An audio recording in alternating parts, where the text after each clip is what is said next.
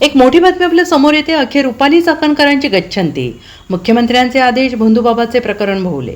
नाशिकमधील ज्योतिषी अशोक खरातला एका महिलेचे लैंगिक शोषण केल्याप्रकरणी अटक करण्यात आली आणि त्यानंतर आता या अशोक खरातचे अनेक कारनामे समोर आलेले आहेत। राज्य महिला आयोगाच्या अध्यक्षा रुपाली चाकणकर यांचे खरातसोबतचे फोटो आणि त्यांची पाद्यपूजा करतानाचा व्हिडिओ समोर आले आणि त्यानंतर त्यांच्या राजीनाम्याची मागणी करण्यात येत होती। अशातच आता रुपाली चाकणकरांनी राजीनामा द्यावा असे आदेश मुख्यमंत्र्यांकडून देण्यात आले असल्याची माहिती सूत्रांनी दिलेली आहे।